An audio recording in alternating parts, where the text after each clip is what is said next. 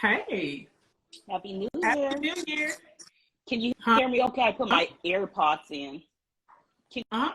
you hear me okay? Oh, okay. Okay, I have my I hear AirPods you in, so I was good. just testing some You stuff out. good. New hair, who this?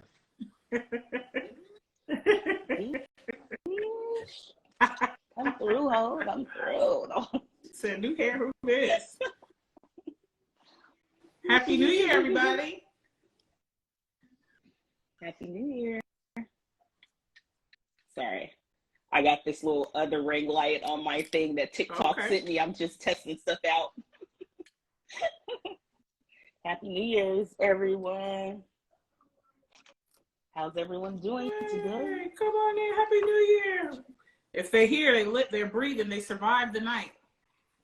I always feel like New Year's Eve when you hear those shots, it's the purge. I'm like, dang, they really trying to put something out there so somebody don't make it.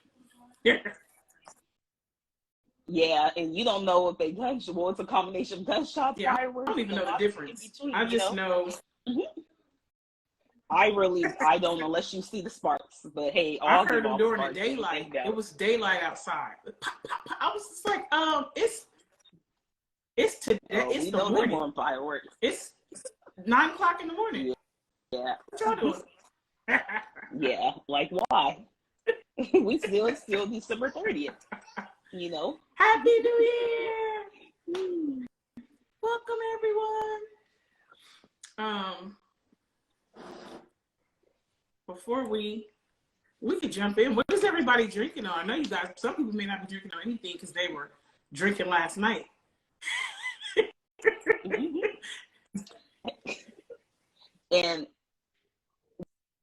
And who's got a birthday today? Anybody got a birthday today? We got a birthday in the live. Calling our birthdays in the live. Oh, we just going like calling our birthdays in the live. I'm gonna have more of that this new. I mean, I drink it now. I find that it's so hard to. You know, they say drink a lot of water. I drink water when I'm thirsty. Josiah said it's his birthday. Hey! Happy birthday. So we got Carol champagne in the house. Josiah, do you have something for your birthday? We got Meredith Grad with a cup of water. I'm not going to really be drinking today. I didn't really drink yesterday, but my stomach's just like not wanting me to drink. But I am going to finish this little bit of tequila with y'all. Well, you're going to do a shot for Josiah's birthday for him. Birthday shot. Yep. Birthday shot. Yay! So I do have this, you know, I got some water.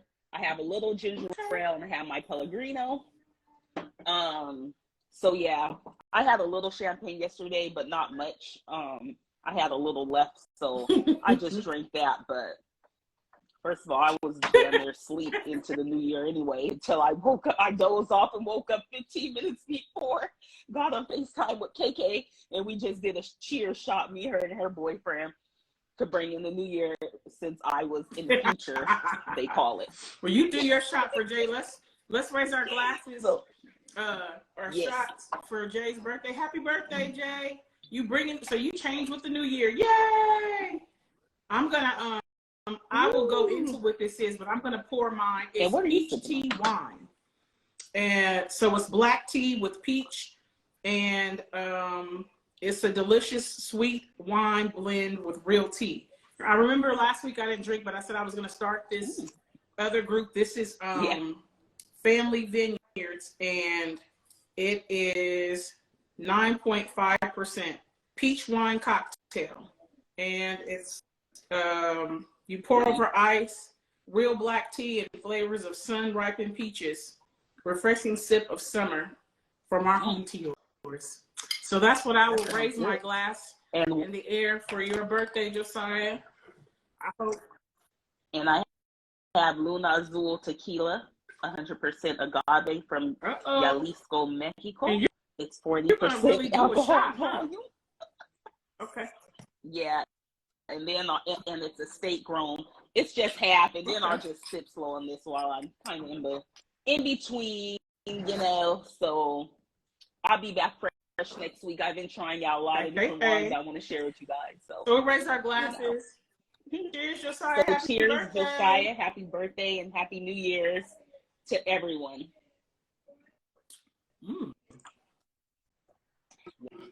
It's really good.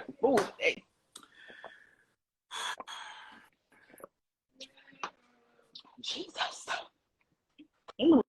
I'm sure people will say Happy New Year's, Josiah, and not Happy Birthday. Well, happy birthday, him, Josiah, and we laugh Happy New Year's to you. Happy New Year. And he's like, and then they'll be like, your birthday, I always forget your birthday. Yeah. It's like happy something, okay? I'm so excited for the new year.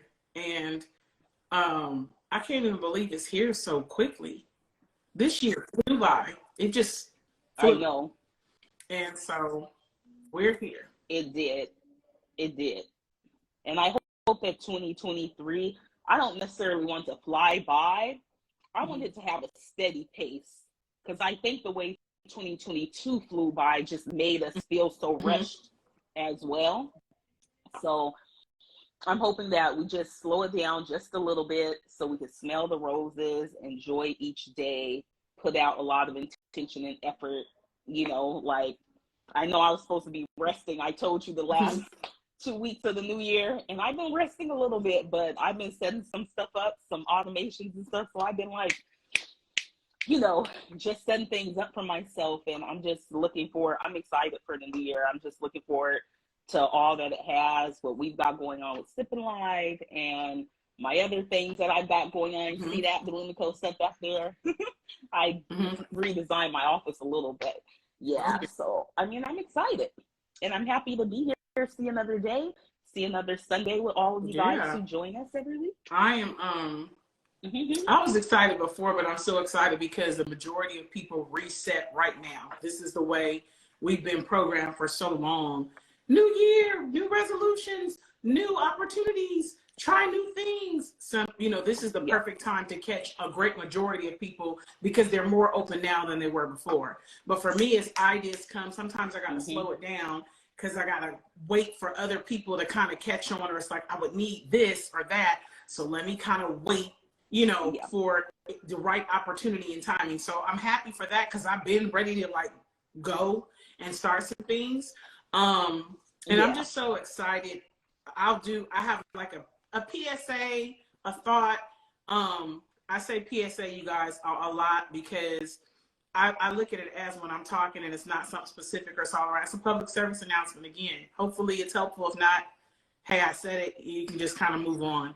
Yeah, leave it right where you found it. So I'm really excited about just overall opportunity and also seeing what other people are aligned with me for that stuff, because sometimes we think we're doing everything by ourselves and we're really not, and then you can get exhausted because you're going through so many people and you're feeling like, dang, why didn't it work? And I'm learning it has nothing to do with you.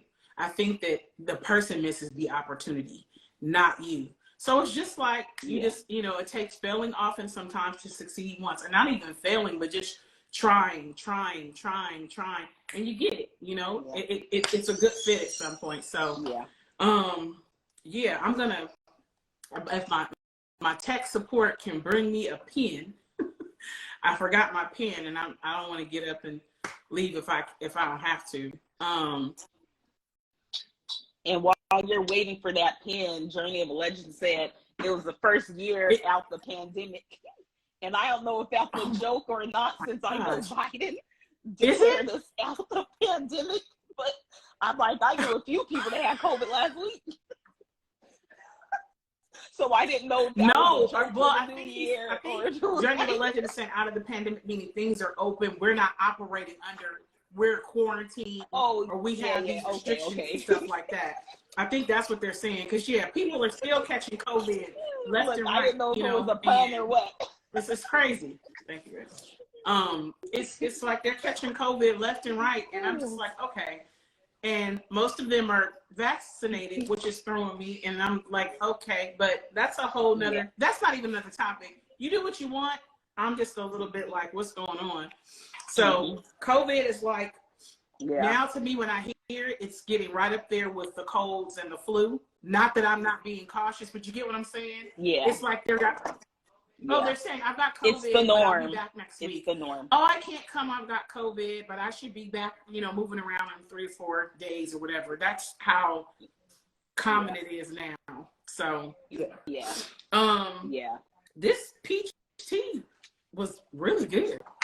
It doesn't even taste like good. We need to make a directory. We need to put all the wines and stuff from here on out that we started tasting, maybe like build a directory and share with each other, so I can taste the ones you're tasting. You could taste the ones I'm tasting, and we could have a directory for you guys if you want. It tastes like tea like sweet tea for real, no liquor. I love when I don't taste any liquor. It's like, ooh. Well, let me know in the morning if it sneaks up on you. It's sweet with a bit of. And did you? I know that you partnered, and you were doing was it for Christmas or after Christmas? I don't have the exact date. Oh, it was for Christmas. So everyone, I mailed all the boxes out on Monday. What was Christmas? Was Sunday? I mailed all of the boxes out on Tuesday. So people should have started getting their stuff Friday and Saturday. So over the past 2 days, I know KK got her stuff yesterday. She was the actual winner to the drawing. And so so everyone should have started getting that, and we're going to do some more stuff for Mother's Day. Me and the young lady, she's actually based out of Dallas, so she's going to be doing a spa day for I think she said 15 moms, treating them to a spa day and stuff. So we're just going to see what feels good and aligns with both of our brands, and just try to. What did the boxes consist of? Yeah. So the grand prize winner got the all over shake. Okay, and what do you use that for, Elle? This is 8 ounces. You can use it all over your body. I put it in my hair. It is just good. Keep your skin soft. I use a lot on my face, me and Harlow, because it is really cold here, so it helps keep us from being dry. Also the Nourish and Bond belly oil. This is going to help to prevent stretch marks, keep the skin elasticity intact while you're pregnant, help just with hyperpigmentation and just help your skin be nice and glowy. And then peppermint rooibos tea, which is good for 2nd and 3rd trimester, just to have, help with nausea and help with ease and just relaxation. So they got a tea, those were the things, a shea butter, and an oil for the stretch. And a belly oil. And the belly oil, to be honest, the belly oil I use on my face too. I do have a face oil, but sometimes I'll just drop some of the belly oil, put a little on my face and go. But so that's what they got. So so more into the new year, we'll probably have more soaps and things for people, because we have a turmeric bar, a blemish bar. So, probably get some more of those products pushed out too in the new year. Well, I'm glad that everything, I'm glad that everything went over well, and you were able to get everything out,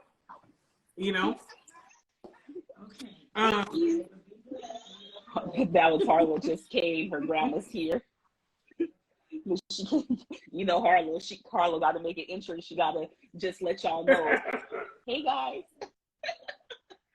But so I'm excited though, about everything just coming into fruition and stuff. So. So this is actually our 17th conversation. So we are at 17 so far, and I'm all excited about the consistency and the implementation of everything.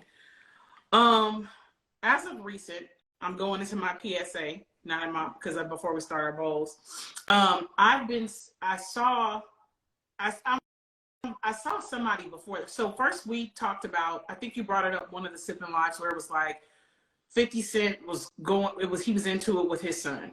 His son was talking about the child support and how he wasn't supportive and it wasn't enough money. And I think you brought that up as a topic. We talked about that in one of our Sipping Lives. So, okay, cool. And I'm a mom of adult children. So it's, you know, I was like, okay, you know, temperature. And then as of recent, and I hear stuff just going on, you know, and I don't want to say regular people, but stuff happens with your children all the time, you know. But as of recent, Master P and Little Romeo had a whole thing, and it started with, you know, they had a loss.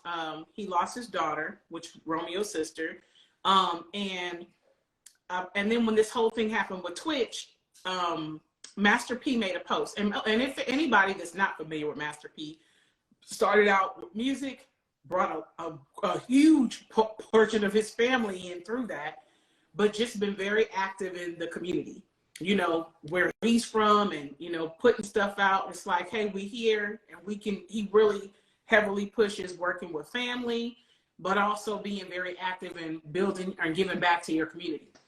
And created a platform for his children and stuff too. And I mean, that's his family, but he was, you know, putting his kids and stuff on too. So this big thing, I guess, when he made he spoke about Twitch and the suicide, Romeo decided to do a post about, you know, how can you speak about this, and your daughter passed, and blah, blah, blah. And I'm just summarizing it just to kind of give a reference point. But he then proceeded to go into, you always help in the community. And again, this is summarizing, not exact words. And, you know, what about us? And I didn't get paid for Rap Snacks, and, you know, so on and so forth. You know, you always pretty much taking care of the community and not your family. You're not looking out for us. And so that just kind of struck a chord with me. The one with 50 didn't as much, because you're going to always have something with your kids. You know, we're going to agree to disagree. It's stuff they just not going to understand. And you're the parent. They're the kids. That's why you're the parent, you know. And when they get older, they can try their hand at it or see if their way is better. But this one struck a chord more so with me because, you know, I'm real big on working with my family and really empowering them or putting them in a position to do what they're passionate about. So I'm one of those parents. I felt that with Master P, you know, where it's like, you go first. We'll build your brand. Master P referenced where they wanted Master P's face on Rap Snacks. And he was like, no, let's put Romeo's face on it. You know, and he said he had to fight for that because Master P was the one that the world knew. He's trying to push his son and also create opportunity for him to build his own brand. And he was saying how there was no money. That was all promo with Rap Snacks because they went and were, you know, trying to build relationships with different companies and things like that. So he's having to explain. Like with every business.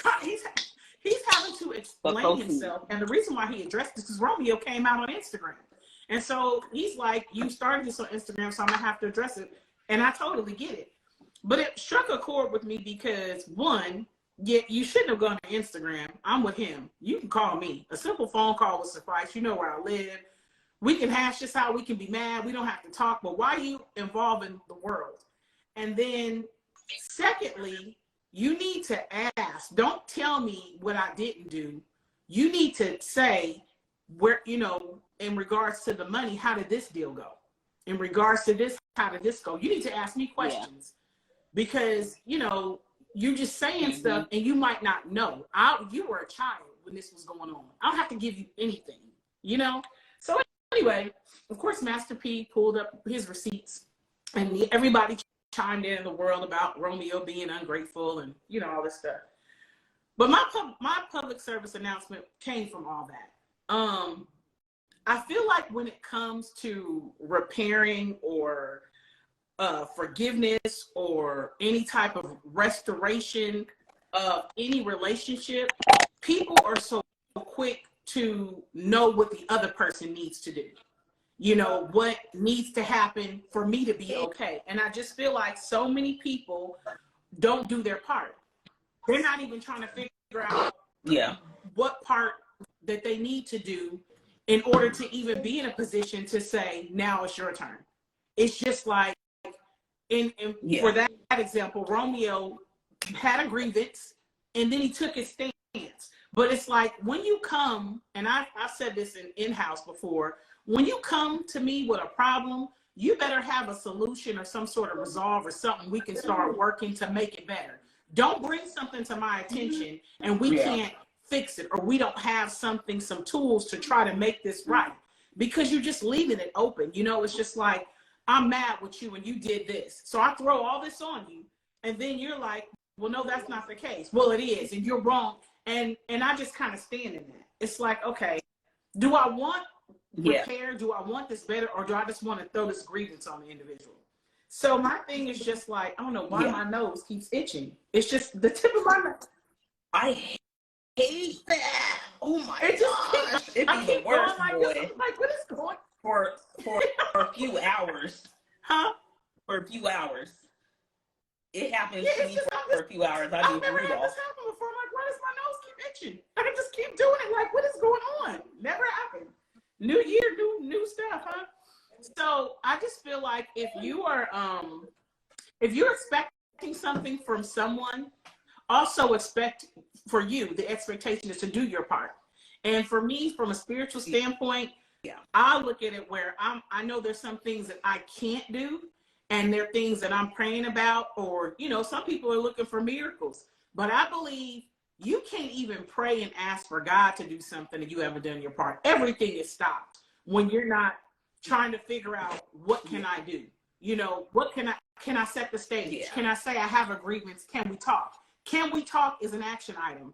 You know, I don't need to just go on Instagram, air you out. That in itself can be embarrassing and actually get some blowback where you're not in a position to want to talk or anything, because I just aired you out to everybody. And now I want you to make this right, you know, or I'm just saying it. I'm attacking you. And so I just feel like, you know, if you first ask what you want. What do I want? Do I want to be done with this relationship? If you do, go ahead and air it out on Instagram. Make the person feel like crap. Don't create a space for you guys to discuss it. Don't be open to any, you know, resolve or how we can figure this out to make it better. So now you know you want to end this relationship that we have, you know, and that's family, friends, partners, you know, whatever. But if you're looking for repair, forgiveness, restoration, some sort of reconciliation, some growth, figure out what part you play where you can make it right, if there's that part, or what can you do to set the stage for you guys to begin to figure out how to get to a better place. You obviously know with some issues, where's the resolve? What are we going to do from there? And I just think, you know, when you're willing to do that, you're, I think you're more open for me, God to do his part, but also for the individual to be a little bit more receptive, hopefully, like, hey, they brought this to me, but they're also like, I want to work this out. I'm not bringing this to you to just, you know, dump on you and make you feel like crap. I'm bringing this to you because I want to figure out how we can get out of this or make this better. And the end result of that, which was a happy thing, they both actually post up yesterday, I think. And Romeo was like, it's a picture. They both put the same picture of them together, but it was just like, I had, you know, because I'm a man of God and having to be humble and also recognize some things within myself. My father and I came together and we had a hard conversation. He was like, ironically, in the rain, but we, you know, we have some understanding and we gonna work through this because we're family. And Master P just put, you know, I got a lot of growing to do, but you know, we all got. So they're gonna move forward in the new year and be working together. And so that was good to see. But I feel like, yo, anything, friendships, family, you know, relationships, figure out what part you play in making that better. And it doesn't take a rocket scientist to see when someone else is not working with you to do that. So don't, someone's like, well, what if I do this and they don't do that? At that point, they're not trying to do anything. But don't just come with an issue and then after that, it's like, that's it. What are you going to do to fix this? Yeah. Don't just put me on blast and then it's just, we just. Specifically with children and their parents, it's already hard parenting. If you had an extraordinary childhood, this was like when I hear 50 Cent or Romeo saying, where's my, my check from Rap Snacks? How did you get your face on Rap Snacks? How did you get the platform to do the music? How did you go to such an amazing school and then to USC and then like how did you get all of that before you chose to say what you said publicly when what you should have said was privately, like Journey of a Legend said? What is it that you just felt it was so deep for you to go public with this that you couldn't just talk in person? You didn't put your conversation on the internet. You didn't go live and let us see your makeup. Why do I even know who you are? Master P did music. Exactly. Why do I know you? Exactly. What did you do that was so amazing? Basketball career, didn't do it. Your music wasn't banked. And the only reason we knew him growing up was because of his dad and because they were comparing him to Bow Wow. Had a better career. His father even pulled up the receipts for that. And not to rag on him, but because Romeo was like, where's my money? He's like, let's look at what albums you sold. Let's look at what this did. He had to do that. And it sucks. But it's like, what you've had growing up hip hop, LA, and all these things, if it weren't for your dad. So my thing is, at what point do you want me to stop holding your hand and spoon feeding you? And there are people that had less opportunities and did more. They done extraordinary things without half, not even an ounce of the help, platform, connections that you have. And you up here whining about it? It's crazy. In public, though, that's the thing. I'm gonna say that for something else, but it's just like in public, though. What you said last week. You're a grown ass man. You're 30 something with a kid and a wife. Well, I laughed because last week you talked about the parent disciplining their children on the internet. How about kids or people airing their business out on the internet? It's the same thing. The internet. Journey of a Legend said it's a malicious intent behind those moves. I'm glad he just decided to have some accountability, hopefully. Well, let's just see if it plays out on Growing Up Hip Hop LA. Now, I hope if it was even renewed for another season. That would be I don't think Master P, because the integrity he has, would even do something like that to promote ratings. But that would be brilliant marketing to have started that outside of there. For a great majority would run to go just to watch it for the mess. Yeah. Because they'll think that is on the show, when in fact it might not be on the show. But I mean, maybe they won't show the Master P aspect, but maybe they'll show Romeo's frustration with it. You know how TV in Hollywood spins around. I don't know if the show is still going on or not. It just got me thinking about ulterior motives and what someone's getting out of something. They're doing too much. He should make it a point for them that's off limits. We could talk about anything else. Yeah. But that should be off limits with everyone. Since it started outside of here, we're not going to even make that a part of the storyline. And if I was Master P, it would be like, no, I will not allow them to make money off of that storyline. Whatever else you want to do on that show by yourself, that's your legacy. That's what you want to do. Because his dad is real cool if he's a part of that type of stuff. That reality TV and stuff, I'm not down with that. He's had some parts on the show, but not like just a couple clips here and there. Has never been like major, like he's a because the reality TV goes really out there sometimes. It's like, wait a minute, cameras are not. What you talking about? Who are you talking to? I would be the worst one to be on reality TV. Yeah, it's crazy. Because you'll forget. they gonna get a lot of stuff. You say something to me, it's like, dang, we didn't even give her a script. I already know how I am. Y'all already know how I am. It's like, already know. I forgot the cameras was here. Oh, they don't even need to edit my stuff. I'm already just yeah. They need to take her off TV or keep her off. Every time we go know what watch to do. Vera puts herself on timeout. She just says, "I'm gonna do timeout right now," and she just leaves. What's that about? Yeah. The FTC gonna find us all. You know? Or the FCC, whatever it is, y'all know. But yeah, I hope you guys, just for the new year, what's your part? What's your action item? If you're gonna bring a grievance, be prepared to, be a part of some sort of solution. And if the solution is resolved, that's still your part. If you're like, I want to tell you the reason why we're not gonna be friends no more, or we don't go together anymore, or this relationship cannot continue to go forward, this is why. And so it's resolving. Yeah. And the action item still can be, maybe going forward, you want to not do this in your next relationship. Maybe going forward, you want to do this or that. You know what I'm saying? Just something else. I like when it's that way. That's still an action item. That's still your part. Because you ghost somebody or get off and stop dealing with them, they don't even know what they did. Yeah, don't even know. You come at me or you go right. at me and you like, I did. I thought we was good. Friendship. Friendship. I did. Where they just change up.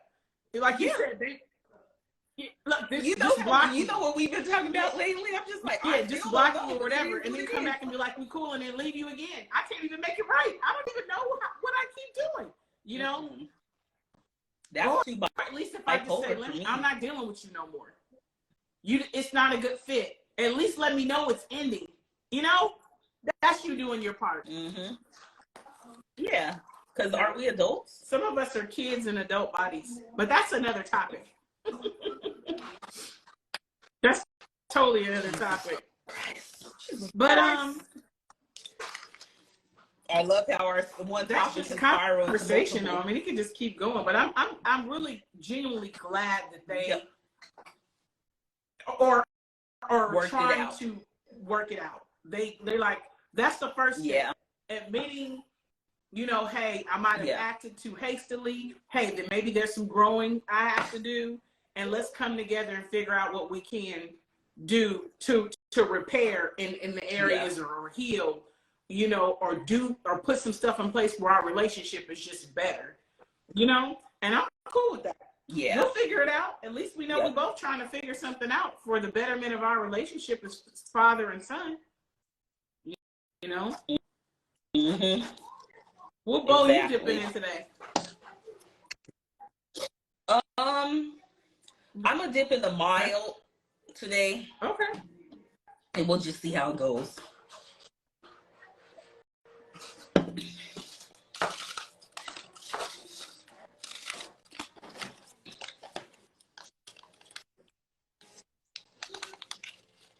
Okay. When you're in a relationship and things aren't working out, do you plan an exit strategy for your relationship, or do you just leave? Okay. So you're saying planning an extra strategy instead of just leaving abruptly? Yes. Meaning, are you going to say, you know what, this isn't working out? Do I just abruptly leave? Am I set up for that? If I abruptly leave, where am I going to go? Do I have enough money? Which we should all have a rainy day account, but say you don't. Do you plan an exit strategy and say, well, this isn't working out, so the next 3 months, I'm going to make it a point to save up so I can get an apartment, make sure I have this, and that, so I can just leave and set myself up comfortably instead of having to go couch surf and stuff like that. Especially, and this can go for anyone, someone with kids, someone without kids. could be a man, could be a woman, but do you plan an exit strategy? And I use that term because in business, people plan exit strategies. Some people exit strategy is to sell their company. Some is not. Some are to get investors and this and that. But it got me thinking, if you're in a relationship that is not going the way you want it, and you can tell it's just at the point of its demise, do you plan an exit strategy? Or do you abruptly leave? Now, abusiveness, okay, maybe you need to abruptly leave, but you know what I'm saying? Like, do you plan an exit strategy? Is it smart to plan an exit strategy? Well, I think, first of all, it depends on the type of relationship it is, because I would hope that we have a mutual respect for each other.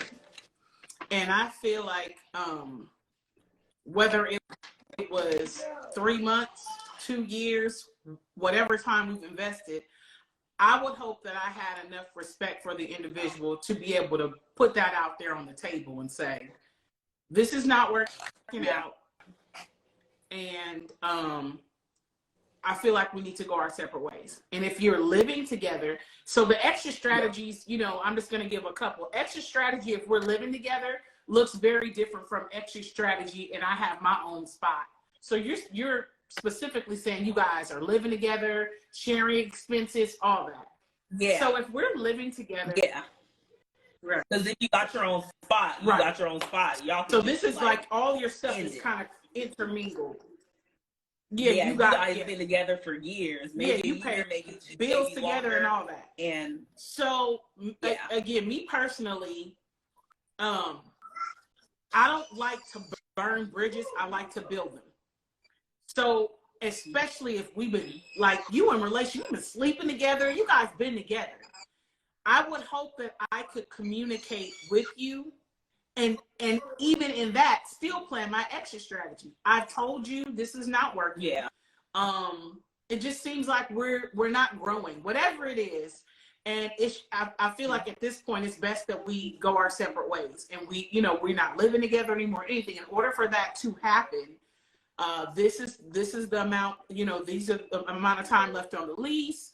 If we have cars together, it would be like, I don't want to say divorce, but when people are living together and sharing cars or co-signing, you do have, you gave the benefits of a marriage. Yeah. So you have there are things, if you bought pieces of furniture together, these are things, hopefully you can say, here's what I'm thinking. I need about 5 to 6 months, or I'm not going to leave. I'm going to finish out the lease, or I want to find some other place and I can finish out the lease too, because I don't want to be here anymore. I want to start healing emotionally, but I would hope that you're able to have that conversation. So it's an extra strategy should be planned regardless. But I think the bigger question for me is, do I tell you I'm planning an extra strategy? So I agree with Meredith Gray. Yeah. I'm gonna make a plan anyway. It's do you know? So that's the part where it's like, when you said abuse, or you know what? I've been talking a lot. Yeah.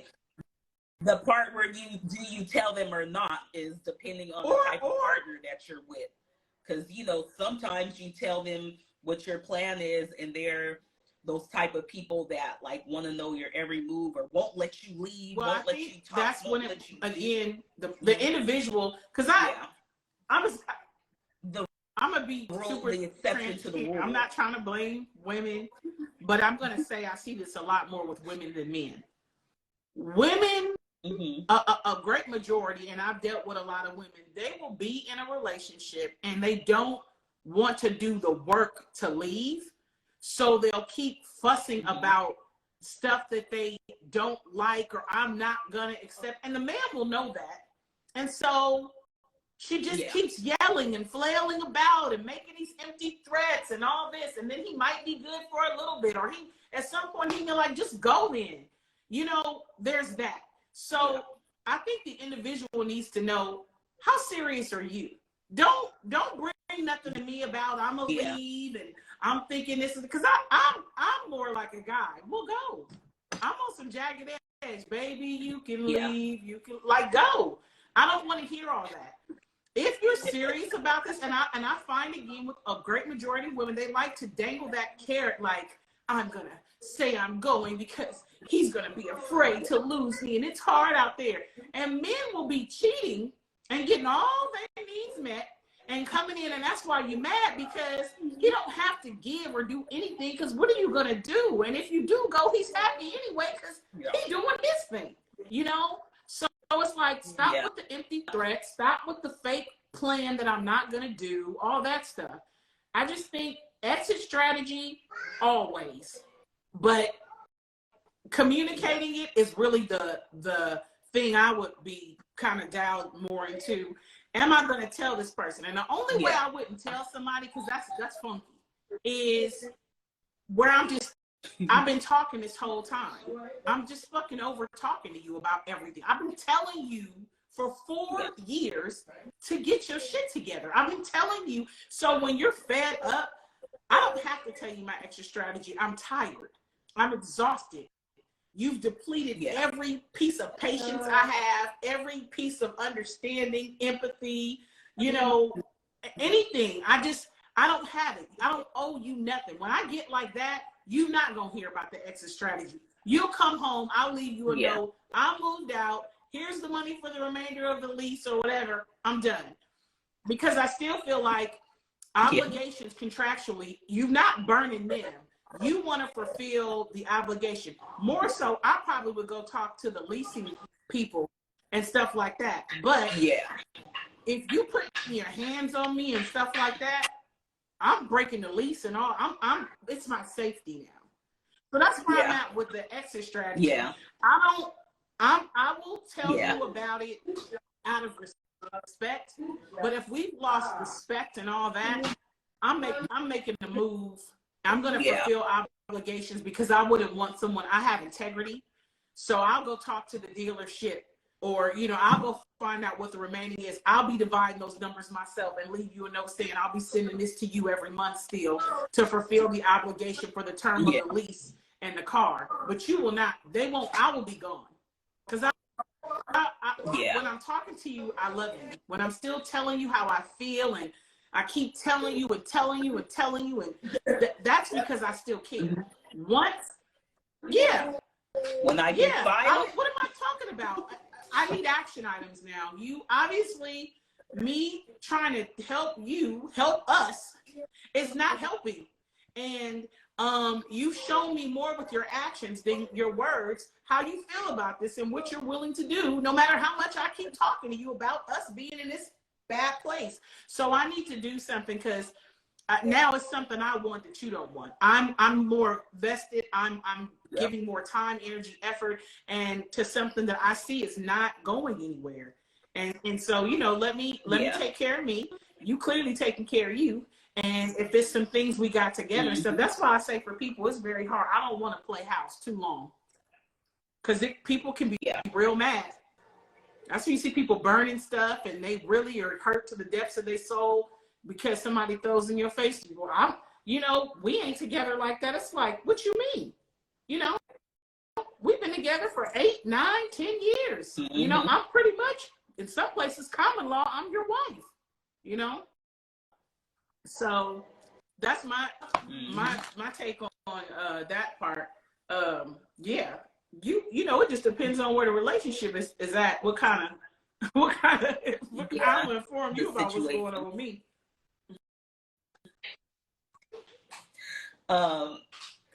Journey of Legend said, frozen face. Meredith Grad said, plan a strategy. You always need a plan for everything. Always make sure you're good before leaving. And Journey of a Legend said, can't be mad about an exit strategy when someone has been vocal with you. So that one was. You said that's been my goal for a while. It's been my goal for a while. I don't like talking about stuff a lot, or I don't like empty threats. I will tell you, and then I won't tell you no more. Because Yeah. Catch it the I first think I time, sent you or he strike out. something a week ago. I'm not sure, but I see this a lot. When I have to constantly remind you to pour into what is valuable to me, and please remind you to make me feel like I'm special, or that you care, or to remind you to, that's too much. I'm carrying a relationship. And you gotta start looking at, this is what I tell anybody. When you meet male, female, whatever, look at how they treat what they care about and what they're passionate about. Other than people, with men specifically, their car, whether they're involved in sports, whether they committed to their boys' nights out, whether they have been working at their job and have never been late. Really pay attention. That's stuff I pay attention to. You meet a guy and it's like, how long you been working with this company? Oh, I've been working with them for 22 years. Really? Yeah, I started with them at this time, whatever. Gosh, do you have seniority there? Oh yeah, they love me there. And they can call me on my off days. I put in overtime. So you hear it, he's dependable. He's not late. He does what's required, and then some. You know, he's been promoted within the company. But he ain't all that for you. With men, you gotta pay attention. With sports, they will know who's being traded, who's being drafted, who's injured, what the cap is, what they need to do if they want to build a winning team in the next 3 to 4 years, who's managing, who's a prospect, who's at the high school that they got their eyes on and being scouted. They won't know your birthday or your damn anniversary. I forgot. You got them, people. No, not even your favorite color. You keep telling them. Why can't you? It's so simple. You know, I don't even ask for a lot. You just keep dumbing it down, dumbing it down, dumbing it down, dumbing it. It's just a. It's you can't even get with the simple things, the little things that don't even cost money. You can't remember. You would just call me sometime. Maybe just text. I mean, it's like, it's so whack because it's degrading. At this point, you're begging. You know, and I'm not. We always can be very open here. You're just begging because if this man, you gotta pay attention to what he is passionate about, what he loves. And it ain't always about how he treats his mama. You just gotta give it some time. Most people jump into stuff and they don't get to see. You know, how does he take care of himself? Is he kept? Does he keep his hair together? Does he keep his stuff? Those things are commitments. He got to get money for that haircut. He likes nice clothes. He likes smelling good. He keeps his car together, cleaned and washed. He looking at your car, your clothes, all that stuff. Those are things. That's why I said I don't gotta ask you a lot of stuff sometimes. You'll tell me a lot of stuff, just me being observant. But a lot of women fix stuff. We like projects. Like, I'm gonna get him, and I see all this untapped potential. But does he see it though? No. And you going in there with this pet project, and you ain't even fully developed yourself. And now you mad at him. And you a whole project. You a whole because you feeling depleted. He didn't even ask you to come fix him. You came in trying to have goals for his life, and you saw him in a better position, and you saw him doing well, and he like, I was perfectly fine sitting on the couch hanging with my boys. Why are you bothering me? And it's like, you give me so much resistance because you fucking with me. I was doing what I was doing, and I was happy until you start giving me this whole plan, this grandiose thing you saw for my life, you know? And so I just think that even biblically, when it says unevenly yoked, people are like, I don't get it. To me, that's unevenly yoked. I'm not getting with you, and I have ambition. I'm not coming to fuel your dreams. You should already be fueling them when I come along, and I'm fueling mine, and we come together and we supporting and cheerleading and assisting each other. I don't want to see your purpose for you and tell you what you could be doing if you should already be doing it. That's where I'm at for when I connect with someone, because I don't want a pet project, and I don't want to be a mother to someone, because people start to resent you. Yeah. You making them uncomfortable when they was comfortable. They would have been uncomfortable and expressed that to you. If you look at some people, 9 times out of 10, either they was complaining about their situation and didn't expect you to help you, really take them serious, or they was never complaining. You didn't like it, so you start implementing shit and you are messing with them. It's like, leave him or her alone. Why are you bothering him? Well, I hate that his pants are like that. He needs some different clothes. I'm gonna buy him some clothes.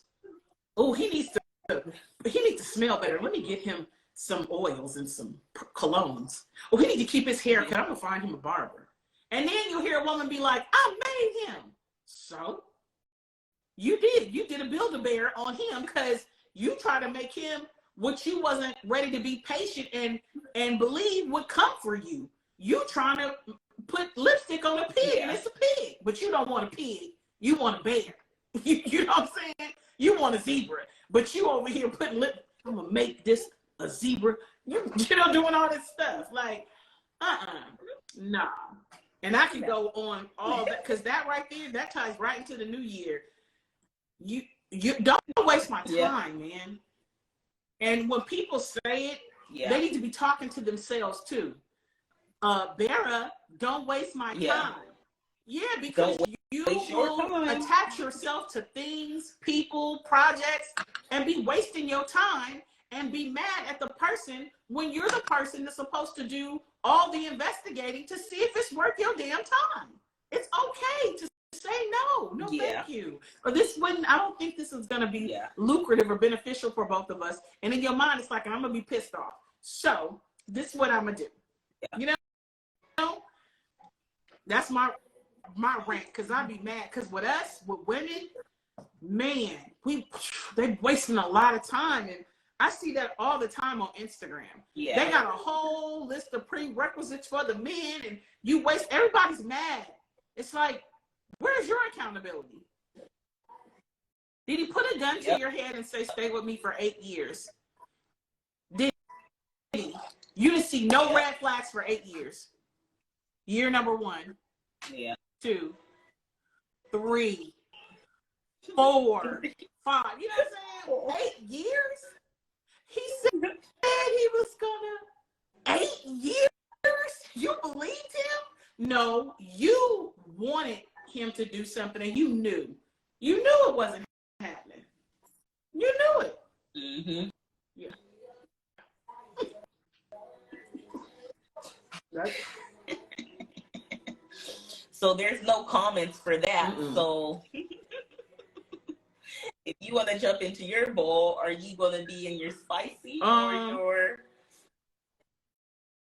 I think my topics, they be blurred at this point. I don't know if they spicy or mild at this point. So that was your plan and extra strategy when you're done in a relationship. Okay. Yes. I just want to write it down so I have it. Okay. I think, let me see. I'm trying to figure out, because I feel like sometimes it gets spicy. Everything is spicy for me. Yeah. It starts off mild and then it just slowly, we got the spicy-o-meter, the wine-o-meter. I think that everything, I'm super overly animated. I get all super passionate about stuff, and yeah. I'm gonna go to my mild bowl. Okay. And yeah. See what happens there. Okay. I'll be right back. So this topic is dealing, I'm gonna write it down first, guys, with toxic people. And what a great way to start the new year, talking about how we can deal with toxic people. Did you hear the topic, El? Yeah, dealing with toxic how to people. Deal with toxic people. And most people will say, I'm just not dealing with them. Yes, you are. even if you're not physically dealing with them, you probably still exhausting your time, your energy, efforts explaining, all kind of stuff like that. I think the first thing to do, or one of the things I find are most helpful when I've identified that someone is toxic, and everybody, what I also found out was what's toxic to me may not be toxic for somebody else. You know, when you're protecting your peace, your energy, you may, you know, somebody else will be like, oh, that's just how they are. No, this is toxic for me. This is a lot that I can't be in relationship like this. And that's friends, family, partners, business, whatever. The moment you identify, and the way you do, people sometimes completely overlook, as we speak about it so much in every other area, mental health and your peace. When someone's affecting your, you know, your energy, your emotion repeatedly, or it's a roller coaster all the time, those are red flags. And it's constant. And this is someone that's usually in your life a lot. That's when I say dealing with toxic people. Most of the time, a toxic person is not the rude cashier at the grocery store. I'm talking about, it's a toxic person usually when it's a family member, or being in a relationship with someone, or like, you know, co-parenting, you know, a friendship, you know. And I think that sometimes we stay in these toxic relationships out of obligation, out of fear of what other people will say if we change the dynamics of it because of title. Like, that's your cousin, you guys grew up together, that's your sister, that's your brother, that's your mom, that's your grandma, you know, that's your supervisor. You know, you it's okay, you know, you just got to kind of deal with it. You don't. And so I think it's different navigating with employment and stuff, different than with family and friendships. With employment, if it's some toxic relationships going on there in the workplace, you definitely, back to the first conversation, want to plan your exit strategy, or you want to start figuring out what you're willing to deal with. Meaning, I'm going to report this, I'm going to make this known to the person that this is, you know, I don't want to have this work relationship, I don't want to be associated with you. And if it's a problem, you know, what are the next steps I'm going to take, you know, to sever the ties? Or am I willing to go the distance? Like, I don't even want to be at this place of employment anymore. I want to separate myself fully. I don't want to see these toxic people, be in this toxic work environment, whatever. And those I think are a little easier because they're not attached to you forever. It's periods of time when you're going somewhere. But I think that with family and friends and relationship, that's a little harder, because sometimes we have so much time under our belt with people. We make all these excuses as to why we should be able to deal with it or be accepting of this because I've known them for so long and stuff. And it's like, at what point are you going to stop sacrificing pieces of yourself or what you're worthy of having? Because hopefully you reciprocate great energy and being a good friend, a good brother, sister, you know, boyfriend, wife, whatever, a daughter. Like, when you have to, that first part is making the decision, identifying this is toxic, and making the decision to, like, I got to do something about this, you know, and what that looks like for you. It's going to look different for everybody. Some people can make little adjustments and it won't affect them. Some people need to sever them ties fully. Because no matter what I do, you just keep on. You ever tell somebody stop and it's just like, and I think it's specifically with family. Family. It's like they're like a bug. They just roaches. They just keep coming back. Even when you try. And the entitlement. It's like, I ain't going nowhere. I'm, you know, we family. You are whack. You suck. You drain me. Oh well. Suck it up. That's the energy of it, and it's just messed up. So I think once you decide, like, I'm not accepting this, you got to figure out what that looks like for you, you know. And for me, whether it's a permanent cutoff or whether it's just how they say in the hospital, adjusting the dosage. I can only take 1 month, once a month of you. And that's where establishing boundaries come into place, you know, boundaries for your peace of mind and your sanity. You know what I'm saying? Like, setting boundaries, saying the boundaries you want are easy. Setting them and following through with them is hard, you know, but boundaries aren't supposed to make you comfortable. They're not made to make you comfortable. It's like, it's hard to do, but if you don't set boundaries, you're going to continue to be in toxic relationships and toxic situations, whether it's with your partner, a friend, family. Identify the toxicity level and decide if you want to continue being in some sort of relationship with them or leave it where it's at. Like, and the other thing you said, it's hard, but you got to ask yourself, what's harder? Harder putting, you know, making the adjustment or not dealing with them at all, or harder dealing with the unhealthy imbalance it creates, the stress it creates, the way it affects me mentally, the frustration I feel, how the domino effect, how I'm acting with others after I've interacted with you, you know, limiting my ability to give in a capacity because I'm depleted from, like, that's what you got to think about. Like, how do people really realize how much people's toxicity weighs on them?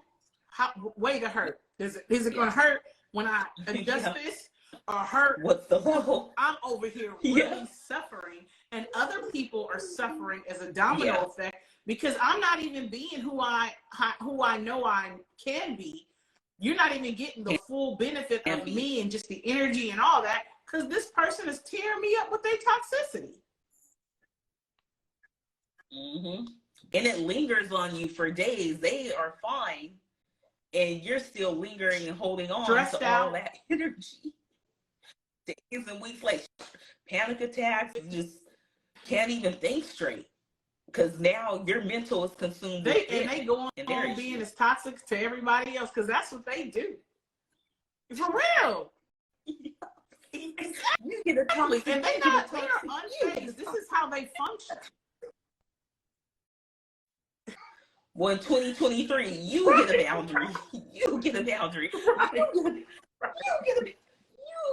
get deleted. You get blocked. You get deleted. You get blocked. Right. You know?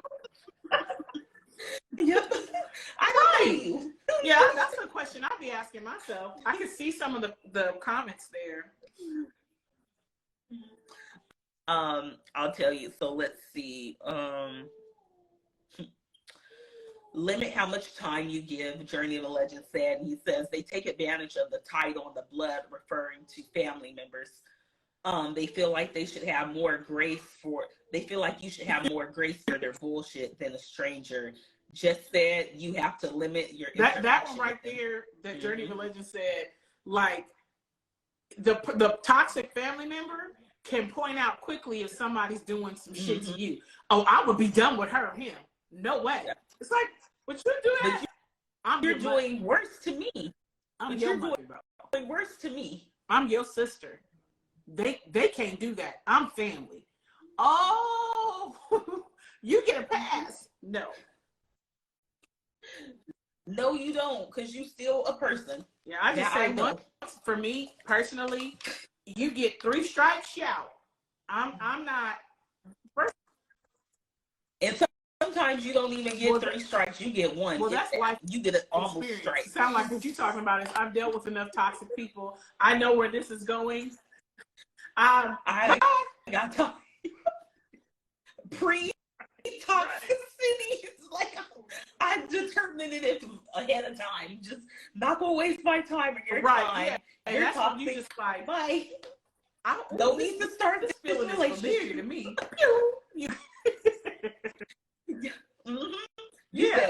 thing, and it just triggered me. So I'm gonna leave you at the door. And it has to be like that, though. Yeah. You know, and that's you protecting yourself.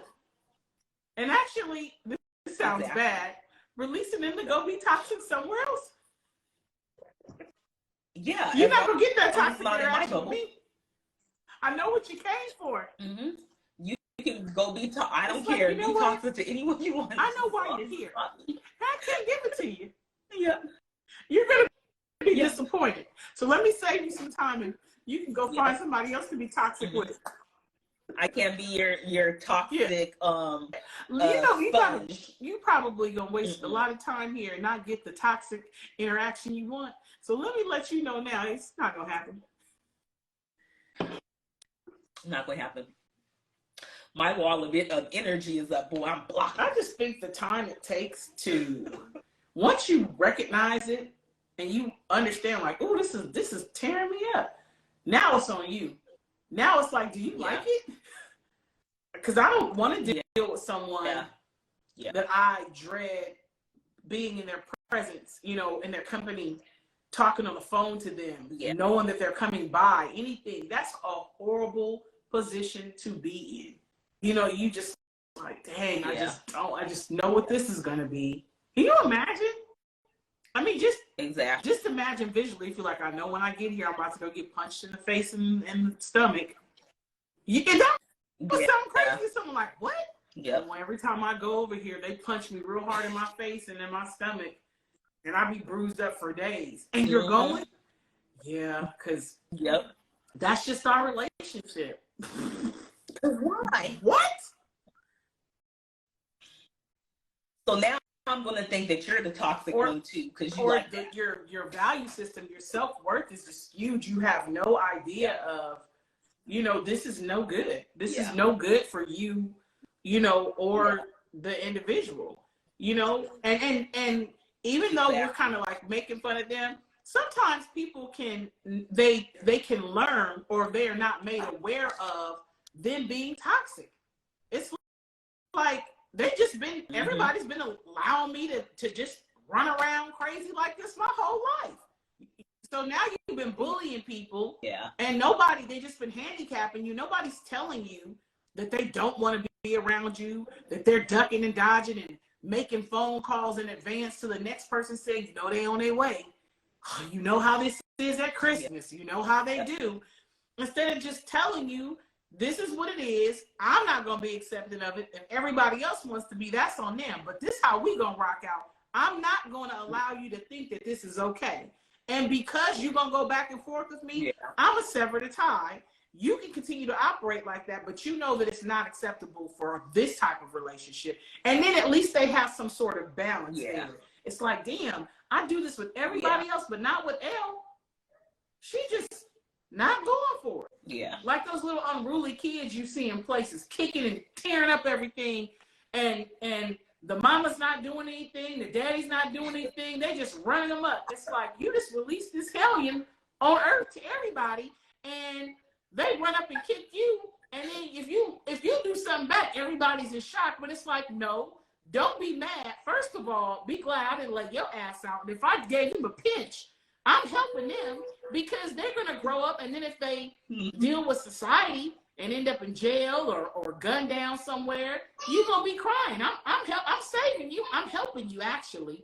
I'm saving you some heartache, because nobody's telling them this is not acceptable. Exactly. So I'm giving back to the community when I slap that kid. For real. Because someday I need to be slapped real bad. Those real kids, bad. They be running their parents in the store and stuff. I feel so relieved when I'm like, ooh, I'm so glad I'm not their mom. Those kids treat their parents horrible. And they fall out. Some of them are like screaming in the store, screaming. And the parent is like, they're like bartering with them. You got to pinch them. Okay. And if you in your shopping trip early, it's like they can see, and they just kick it up. It's like, oh my God, you're being held hostage by your child. Yeah. And I catch a they will case. do that. They be like, did she grab the meat from the back of the neck? And be like, let me tell you something. You just gotta look for the cameras and put that little hand somewhere they can't see him. I'm the kind of mom, my mom was hard on us. She'll tell if we did something, it'd be like, take him to jail. You know, but for me, I know you said look for the camera. I'm grabbing that meat on the side of their arm right here, their neck. And if somebody steps in, I'll be like, oh, so when she kicks you, or he kicks you, or slaps you, you gonna slap him back, or you coming to me? Because I'm trying to handle this before it gets to you. And I'll tell the police that I'm trying to handle it, you know, before they get big and you have to pull your gun out on them. This is my job. Do I tell you how to do yours? Because when they get out there, you're not gonna be saying, you're not gonna give the love and care. I'm the parent. You're not gonna be like, could you please stop? Please stop making us feel uncomfortable. You gonna unload. Please, you gonna unload your hands in the air. Later. Yeah, you gonna unload on them and ask questions later, and then I'm gonna get the call. So I'm helping you and saving me my heart. You know, because I'm gonna have the crocodile tears because I should have laid their ass out when they was little. Yeah, I should have created some. Yeah, I should have created. Lyle crocodile. And have you heard that thing when they're like, you don't want your child to fear you. I think there's some healthy forms of fear. I want my kid to feel like, damn, if you tell my mom, it's going to be a problem. You know, I don't want my kid to feel like, what you going to do? Tell my mama then. Tell my dad. Yeah. Call the police. That's scary. Yeah. Don't tell my mom.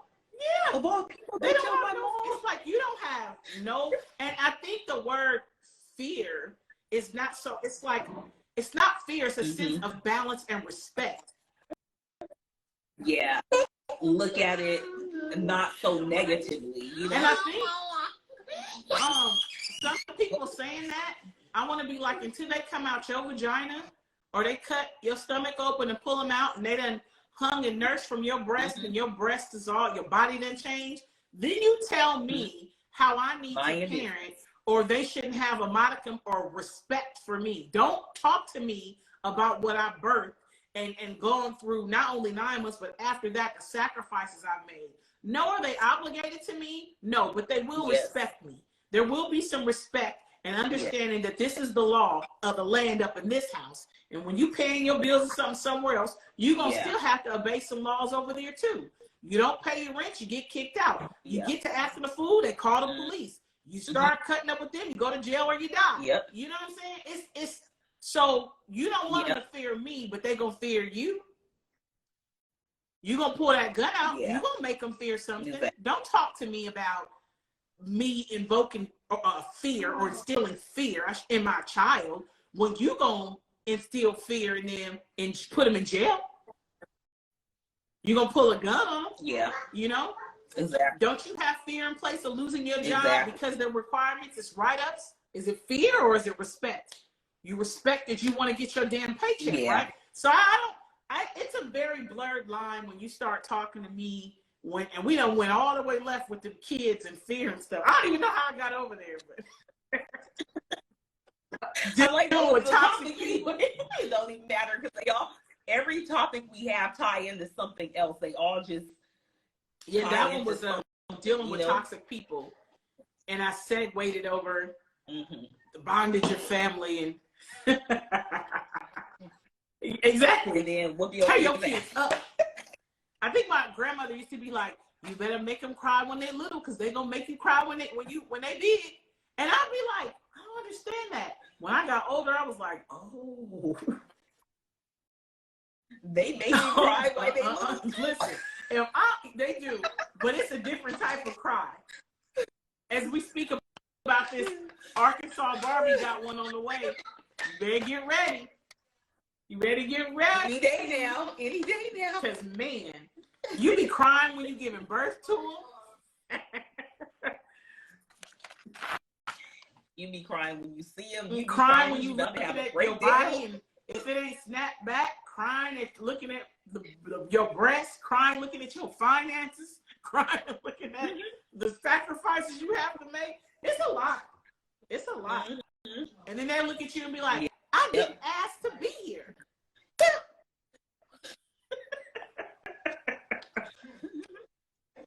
Well, let me cut my stomach back open and send you back. Or let's just go legally go take you and they get the doctor. Can you imagine? Can you imagine We the do it visual? You legally. grabbing somebody and trying to shove them back up in your stomach. You see how the size Harlow is, and she was. Can you imagine Harlow at to be here? Okay. I asked to be here. What are you trying? Get back in. What's going on? Let's go back to Like Dr. she done lost Scott her real mind. quick. She started trying to shove her kid all up under her sweater and something. But you going back? Right. I'm going through the comments. Let's see. I don't know if I read this one, but Journey of Legends said you just have to limit your interaction with them. He said falling on the floor and screaming, swinging and shit. Not lay their ass out. And he said them kids toxic as hell. Yeah, these kids these days are real toxic. They're on another level toxic. Like their toxometer is. I keep seeing through these the little roof. like reels and stuff where they like these pandemic babies is something else. It's like, no, stop saying that. It was before the pandemic. They was smart and ahead of their time and coming out like they was smoking a cigarette with a bottle of a glass of vodka, making life decisions. Like they've been like that. You just gotta be ready and have a plan. And I think Arkansas Barbies was due today, right? Any day. It's supposed to be any day now. Mm-hmm. Journey of Legends said you have the buyer's remorse. Exactly. Can I return the sender. They'd be like, you are the sender.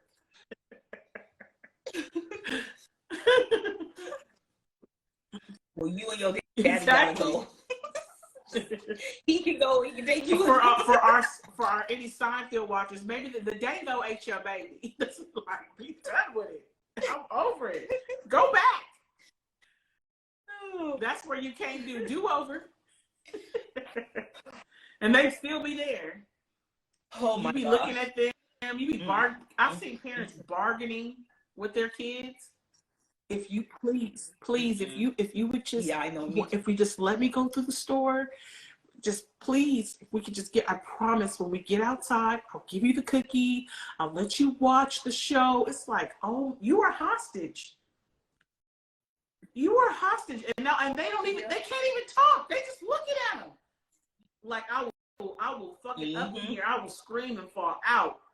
And a parent be on eggshells. I'm laughing like that because my kids are big.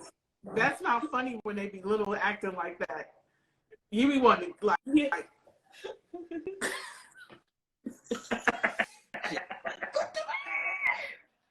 I know I be and they I be looking at you too like, I don't know what's wrong with her. You. Yeah. Oh, like I have to just release. No, when they be looking at you like, what's wrong with you? You. After they done cut up. After they done cut up like that. You know what you did. What bowl you going to? So I'm going back to my, well, this is, I'm just going to pull the specific one I want to touch on since it's New Year's.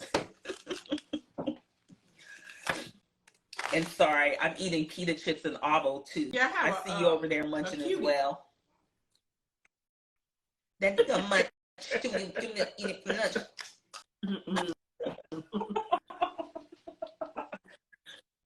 Let's leave the munches in 2022. That's what it says?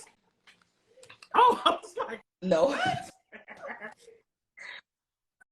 But this is a list I made that I want to be my topic today of what we are going to leave behind in 2022 to be better for ourselves and to be better for others. Not a whole bunch of stuff, but it's just some things that is for our mental, our physical, personal, professional development. And some of the topics we even touched on today. So the first one I'm gonna hit with neglecting your health for your overall appearance. So just summary. So it's you said 2023. So how would you question format? Oh, what we're leaving behind in 2022. Yeah. For our mental health, our emotional health, our physical health.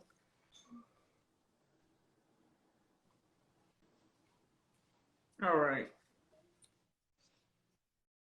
And I made this list because, you know, I'm big on intentional living. So I would be doing you all a disservice if I didn't share some of the things that I know I need to let go and that I know we all need to let go and do a little better so we can have a successful year full of abundance and joy and happiness and, you know, all that good shit. You know? So the first one is neglecting your health over appearance, but also just neglecting your health. So we talked about this probably in one of the first couple weeks of Sipping Lives, like people get all dressed up, beat their face to the gods, get their $500, $1,500 wigs and stuff, but you're neglecting your health. You're not putting no cardio for your heart health. You're eating poorly. You're just neglecting your health, but your overall appearance is looking like the Diamond Club.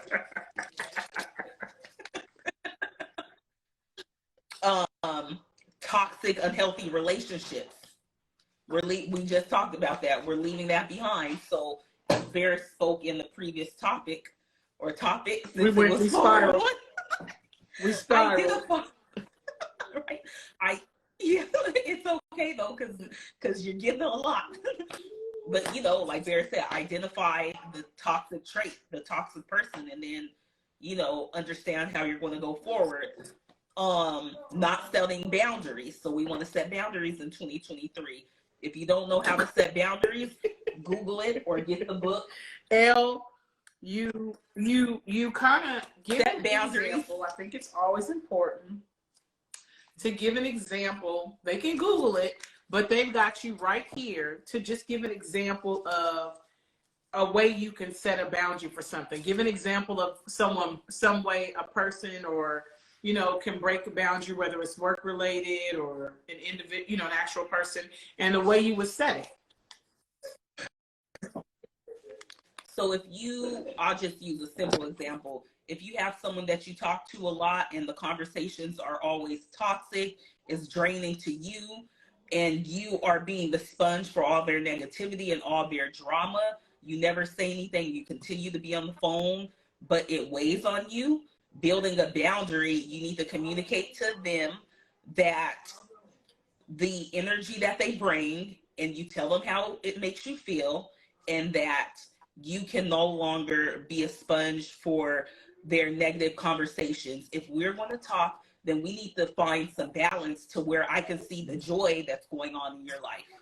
And you talk, and I don't even get to say anything going on in my life, whether it's just toxic or good.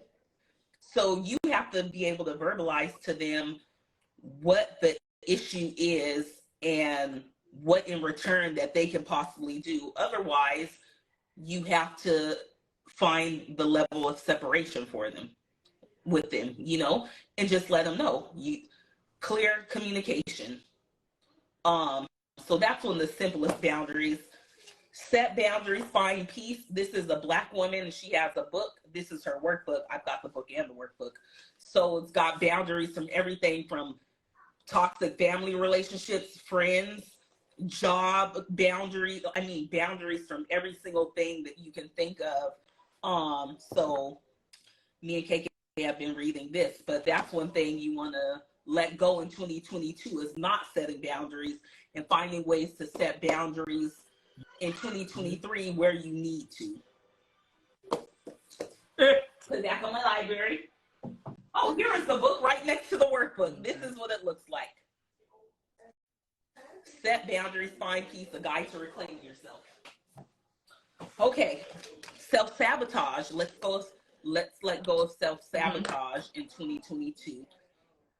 Know your worth and don't talk yourself out of opportunity, out of success, out of anything. You know, we can often, and sometimes we self-sabotage and don't even know we're self-sabotaging. You can be so excited about something like, oh, I'm going to do this. But then in the back of your mind, you're like, can I really do this? Is this something that I can do? And there you're self-sabotaging because you're going to go off of what your inside voice is saying instead of what you really know to be true. So let's let go of self-sabotage. And let's not let motherfuckers sabotage us either in 2023. What is, when you say letting other people self-sabotage, what does that look like? So what that looks like is, again, toxic people. It could be someone who will casually say, girl, you can't do that. Are you serious? You really gonna try to do that? That's allowing them to sabotage you because they may fear that you can actually do it. And for them, that's going to put their self-esteem down. They want to be that person. So when they see you with high hopes and high goals, people try to find ways to sabotage you and your success, whether it's personal success, financial success, physical success. You know, have this donut, knowing damn well you say you ain't doing sugar for 7 days, but you brought a donut. You brought a dozen donuts. Just have it. You know, people trying to sabotage you. Do you think sometimes self-sabotage can stem from not only a desire to not see others win, but also because you are a person that hasn't accomplished or been successful in different short and long-term goals that you set yourself? So you think someone could, and I'm just throwing it back to you instead of me going on my rant, but you know, you tell me, like you said, I'm not having any sugar, or I'm gonna, you know, finish this book, and the only thing I can lend based on my life experience is there's no way, you know, you're gonna be able to write that book and go to work and be a mom, and it is just too hard, girl. Trust me, I've tried it, to not have sugar for 10 days. There's no way you're gonna be able to make it. And so they're saying these things, and they're saying it in the most honest, I want to say it's very unassuming. It doesn't come across as me, you know, saying you can't. It's me saying it like, girl, you know, with you being a full-time mom and doing this and that. It's not coming off so derogatory in such a negative way, you know. So then in your mind, you'll be thinking, in your mind, you will be taking that, you'll be soaking that in, and then you start self-sabotaging yourself because you'll start thinking, well, maybe so-and-so was right. Can I write this book? I mean, I am a mom. I do this. I do have this going on. Or can I not eat sugar? Like, is that really possible for me? You do start really thinking just based off of someone else's words to you. And you don't realize the words they're saying to you when they say it like that. It seems just very casual, but it's putting more of a damper and on sometimes, you than you realize. Before you go to the next one, I just want to throw that out there. Sometimes you can be a person self-sabotaging because of who you're choosing to tell what you're about to do. Exactly. To, you know, you chose to tell, you chose to make this announcement or let people in on these different things that you're about to do. And sometimes you kind of need to keep it to yourself for you to have the type of support you need. Sometimes you're the first of many failed attempts of other people.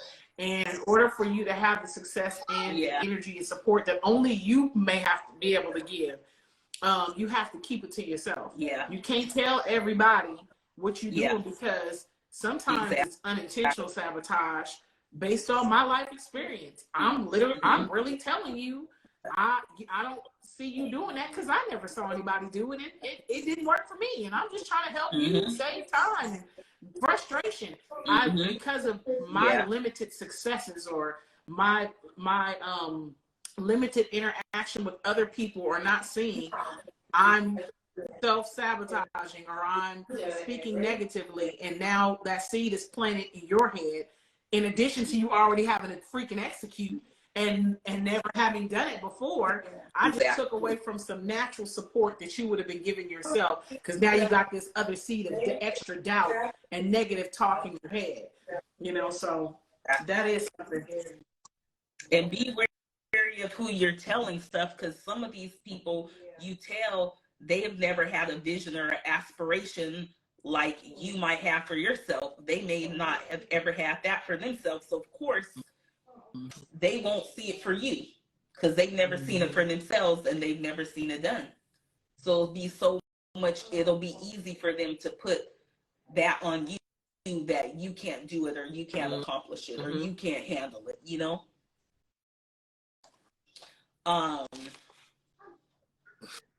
People pleasing. And what that looks like is always saying yes, always wanting to do something because you don't want people to be upset that you said no. You want, make sure everyone's comfortable. Like, it's okay to say no. No is a complete sentence, and it's okay to use it. And it's okay to say you can't do something. It's okay. If you don't want to answer the phone, then don't answer the phone. You don't want to go shopping, then don't go shopping. If you don't want to go eat with someone, don't go eat with them. If you don't want to take that trip, don't take that trip. Okay? Because you don't want to be around them. So let's stop people pleasing. Shitty sleep habits. Don't fall into the team no sleep. Getting a good night's sleep makes you even more productive. And when you don't get a good amount of sleep, that affects your cardiovascular health. So you need sleep. When you don't get sleep, what do we load up on? Lots of caffeine, and lots of junky food, So let's make sure that we are leaving the team no sleep in 2022 and make sure that we are taking care of ourselves and getting the much needed rest we need so we can be productive for ourselves mentally, emotionally, physically, but also for our families and our career, our businesses, whatever we have going on. Comparison and trying to look like everyone else. I don't know that I need to dive too much in that because we all see it on social media. Let's stop comparing ourselves and let's start finding value in who we are, how we look, and what we do. Wasting time, and that goes for wasting time ourselves, lollygagging and not finding time management. But also, again, wasting our time with people that we deem toxic or aren't deserving of our time. And yeah, so there we I think those are good. Those are my topics. And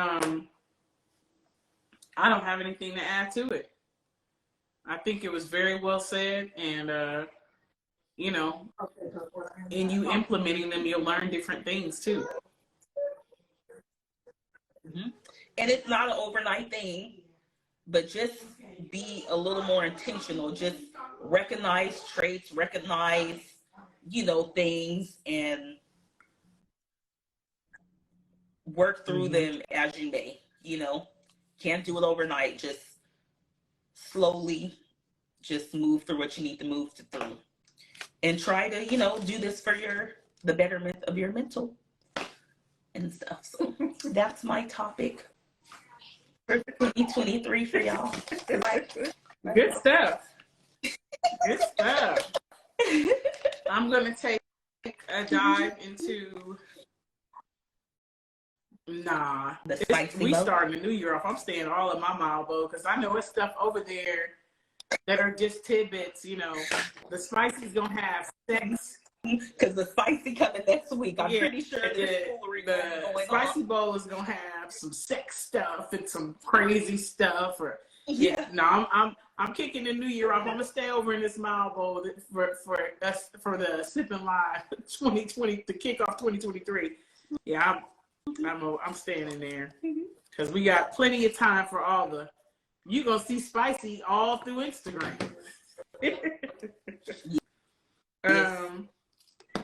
Let's see.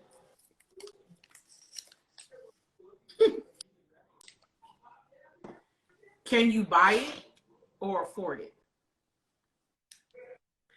And I love this topic. This is something I'm always thinking about because, you know, we're spending money all the time. Mm-hmm. And I think a lot of people don't take into consideration or just take, you know, like in the thought before they even make a move. Can I buy this or can I afford it? You know, just because you can get pre-qualified for the house or the car and you have the down payment doesn't mean you can afford the maintenance of that house, i.e. landscaping, the lights, the utilities. If you're going to struggle to maintain a purchase, you cannot afford it. But I think a lot of people believe because they can buy it, because the credit card has the max amount on it and it's available for the swipe, you can't afford it. You really don't have the money for that item. Now, because of that purchase being made and you bought it but couldn't afford it, you messing your credit up. You know, you might go into some debt, or the money that may have needed to be available for a responsible purchase or for emergency purposes is no longer available. So I think that that's something that has a domino effect when you don't ask yourself that question that seems crazy, because when you hear it, it's like, what do you mean, can I buy it? Or, you know, can I afford it? If I can buy it, then I can afford it. No, you can't. But I think that too comes with, like, even for the house thing, we're pushed and sold what the American dream looks like. So people are so adamant about buying a house and buying property. I mean, that's real estate, that's equity, that's building legacy and stuff and generational wealth.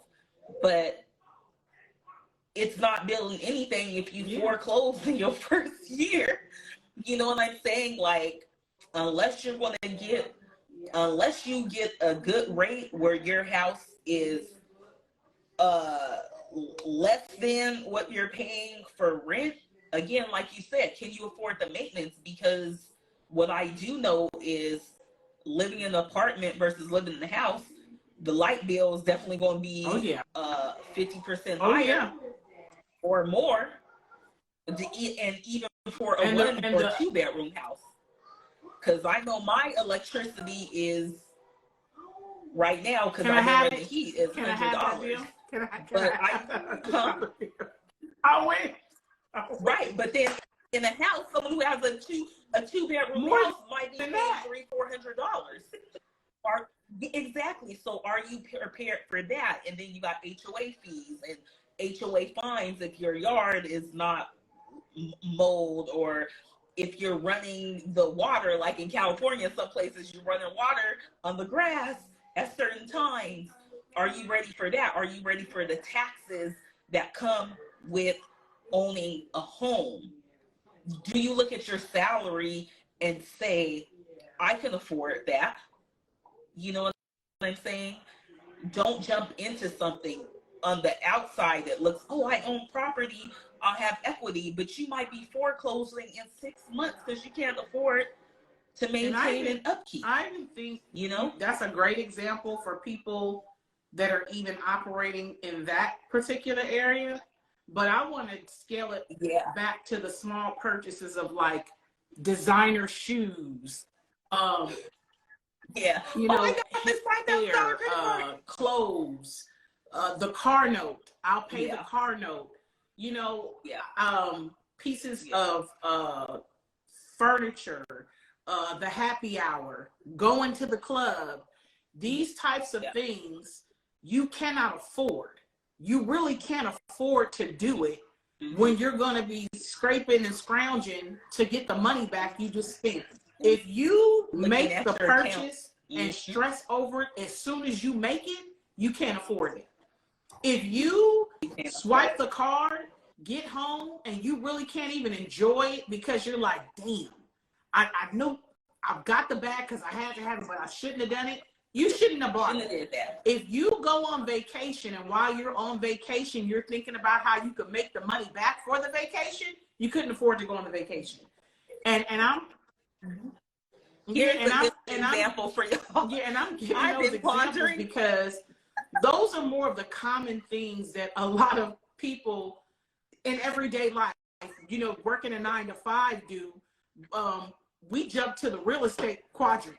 Some people aren't even thinking about real estate, But some people stress but about that. they Though. That's can't the even crazy say thing. no It's to the like, Birkin bag or the red bottom shoes or the yeah, happy hour or the shindig or the right or the shit, all that was your white down party, payment right there. yacht party that you got to pay for, and you need the outfit, and you got to get the hair and Then all you have that to pay stuff. for drinks. I just feel like, and I love this game, Robert Kiyosaki, Cash Flow.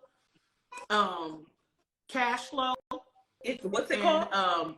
it's like $100 and something game. It may be more, but Robert Kiyosaki, we know what tax bracket he's in.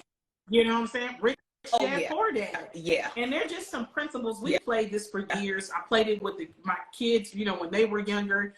And my husband always brings like investment information tips. And he was talking to me a couple of weeks ago about quadrants and where a person strives to be, where you have employee, employer, and then the next one is entrepreneur, then it's business owner, then it's investor. We're working with, and that's no dig, employees, you know? An employee may not be thinking or aspiring to be, you know, an employer at some point where they're actually hiring. So that, can you buy it or afford it would look different from an employee versus an investor or a business owner. Yeah. Employee may be like, I'm not saving money to buy property, nothing. I'm going to rent, I'm going to party, I'm going to do this. But you still can implement some things too and have you an emergency fund or some money put away for a rainy day. You never want to be waiting for the next paycheck. Yeah. If you go and spend all your money at the club this weekend and you went all out and you had an experience, but right now if the tires blew out in your car, you don't have AAA, you don't have enough money to get it towed, get an Uber and a rental, you can't afford to go on a trip. You at an employee level, 9 to 5, you need to have access to a credit card or some sort of emergency fund in the event that something happens. And that should not be tapped into going to the all-white party or the club on the weekend. If what you about to spend is going to leave you where you couldn't take care of an emergency, $1,000, $1,500. And you can start small. You can be like, I'm always have $500. I'm gonna have $500 credit card and $500 cash, so I got $1,000 access. That, you know, is over there, and then you start scaling it. But that's there. And the reason why I said when you start talking about real estate and stuff like that, some people, like you said, will be like, I'm renting, HOA fees, that's where you pay into it, and you're told when you start getting into having your own property, the responsibilities are way different. You keep up the yard, the plumbing, repairs. If the roof is leaking, that's $10,000.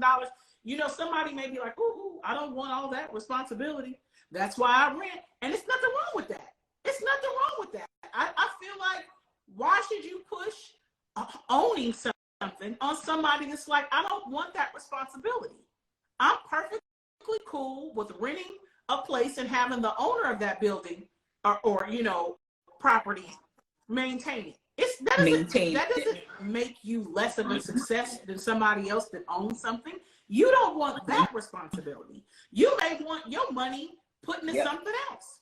My overall thing with the can you buy and afford it, it may look different on every level, but you should not be spending on stuff that you can't afford it. You can't, and you need to be asking yourself that. Yeah. You're not making that the decision between groceries and the club. You can't afford the club, you need groceries. Yeah. You can't afford the bread bombs, you need gas in your car so you can get to work.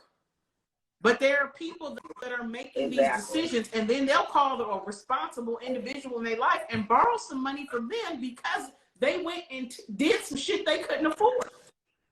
They'll be like, I'm going to the club, and after it's over, damn, I don't even have money to put gas in my car to get back and forth to work throughout the week. Let me call my homegirl or my sister, my brother, my mom, whoever, loan me $100 until I get paid on the 3rd. You got to be, this is segueing, but you got to be leery of people that make that a habit. They know you over there responsible. You're not buying stuff you can't afford, and they can depend on you and be making silly purchases and shit and go access your funds. When you start looking at how much you lend and you waiting to get your money back, they teaching you to live paycheck to paycheck because you got to wait to get money back that you made a responsible decision on, and you going to give it to them. No, you can't do that. Be more responsible. You bought some shoes and didn't pay yourself. Yeah, and if you bought some shoes and didn't pay your cell phone bill, you couldn't afford them shoes. Yeah, and if you feel like there's certain things that you want to buy, then maybe you need to look and get a second job or some kind of side hustle that can fund the stuff that you cannot necessarily afford. If you want some shoes every month or you want to go to the club every week, then you need to find a hustle in addition to your 9-to-5 that can fund that. I mean, you should be having a hustle that can give you an emergency account and everything else, but if you're going to spend the money, find a way to get it right back.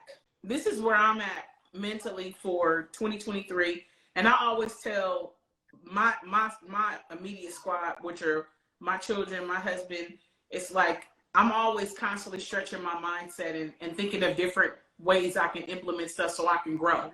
I think that wisdom and knowledge is optional. Age is not. I'm going to change with the year. People get knowledge and don't implement it. They'll be like, I'm going to do it. Or we tell young people, you 20, you got time.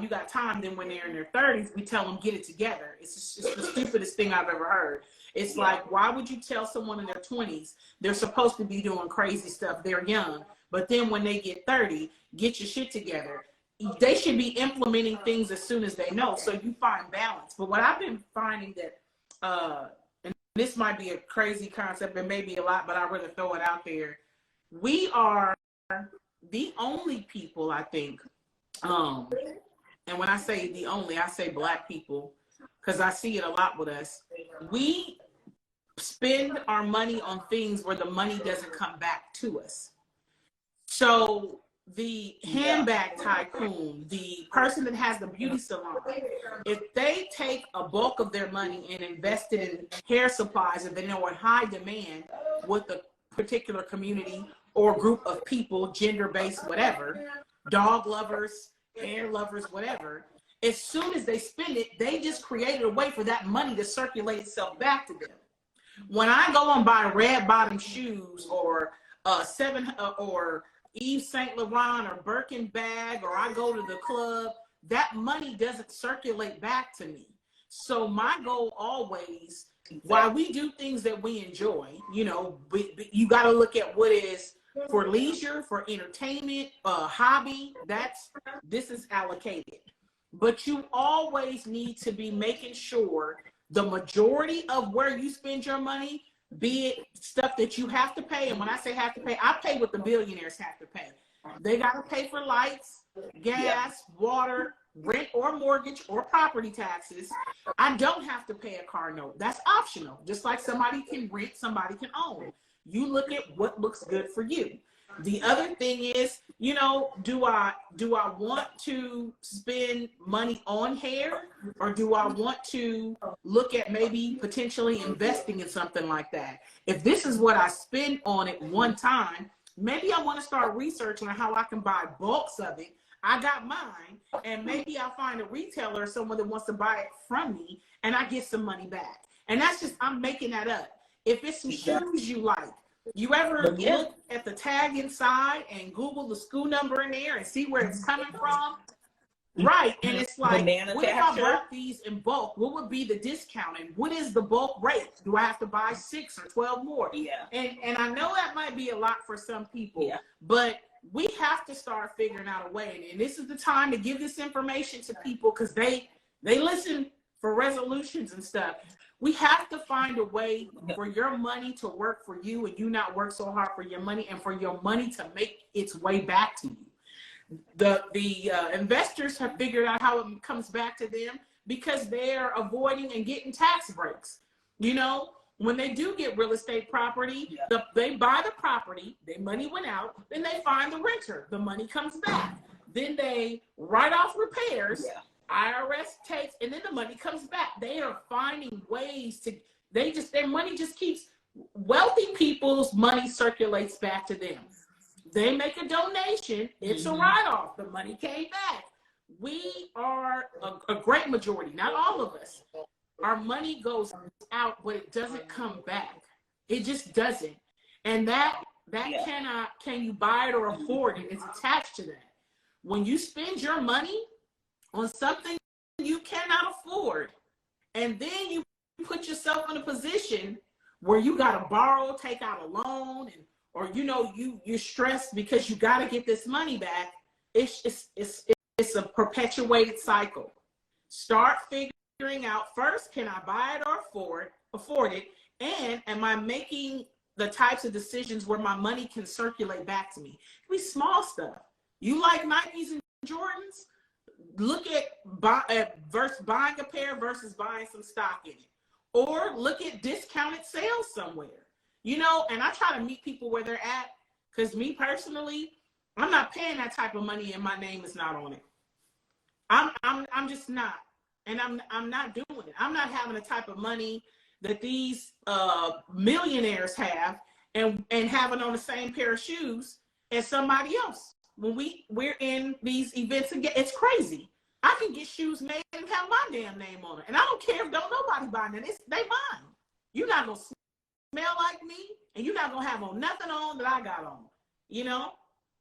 So you know, it's I don't went left with that type of mindset, but I feel like the importance of attaching all that other extra information to can you buy or afford it will stretch you a bit and take you a longer way and put you in a better position down the line, you know? And that's what I'm always trying to do, position myself better than what I was yesterday. Not next year, not next month. Like, as soon as I get that information, I'm like, how can I better position myself than I was yesterday with this information today, you know? Yeah. Exactly.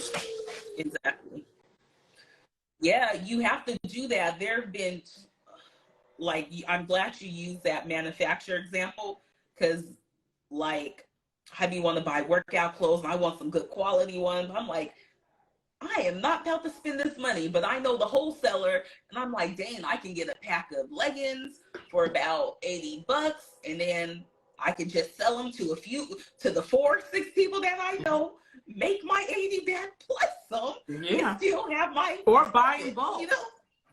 But it's like, people don't have that mindset. Like, clearly we're on the same page, because I be thinking about that all the time. If something costs, if I don't go to Amazon, I'm Googling in bulk, wholesale, private label, whatever, to see if it's going to come out cheaper for me. Even with my hair, girl, I had some bundles in my car, and I have been contemplating. I was like, I don't want to spend this money. I looked up and got this synthetic wig for $15. I could afford this because I know I can change my hair up and it looks good. I just can't bring myself to spend $300-400 on hair. Just but watch even this. if I had it, if I could afford it, But I watch still this. will not do it. Here's the nugget.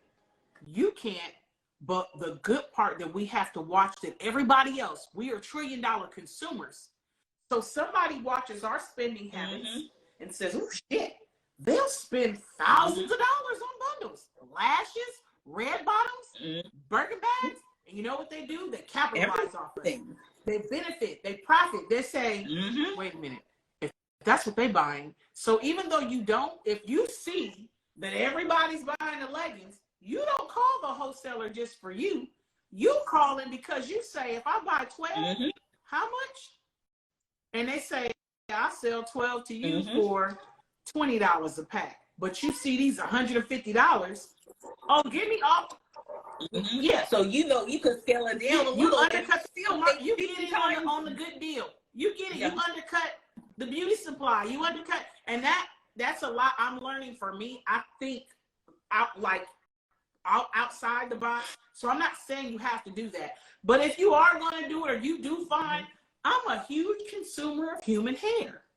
I'm a huge consumer of Nike. I'm a huge, and start looking at the people around you. You could be their supplier. And then you got some people, like I said, they have the knowledge. I'm not about to do all that. I'm going to keep borrowing my money from so-and-so, and I'm going to keep buying my $200 shoes and going to the club until I don't. I've been on Google wholesaling kids' clothes to see how I can make it cheaper to buy clothes for Harlow, and then the additional ones I'm going to throw Harlow's Closet on her Instagram. If you want to buy a piece, hit us up. It's gently used. Click the link in the bio. Gently used or new or light new. Yeah. It's going to be new and gently used because we're going to find a way to sell the good stuff that you have and buy in bulk for the stuff that you need and give you what you need and sell the rest and make, you know what I'm saying? So it comes out for you better in the long run. It's just up to you if you want to do the work, which when you look at it, it's not hard to do. That kind of work ain't hard. You need a shirt, you need some pants, you need a jacket, okay. But yeah, it's just about being smart, just being smart about your finances, what you can afford, what you can buy, what you can't, and just don't be so frivolous sometimes, And Journey of a Legend said, you definitely have to plan for certain things you want. I'm bad at that at times because I feel like if the plan can't be executed the way it was drawn up, I'll be like, what's the point? But I feel like it's not even so much as what's the point.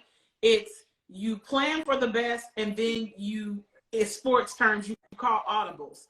But I'd rather have planned to do well and had to make adjustments along the way based on things that were out of my control than to have executed poorly and could have planned and possibly had a better outcome. You get what I'm saying? So just give yourself some grace in a sense.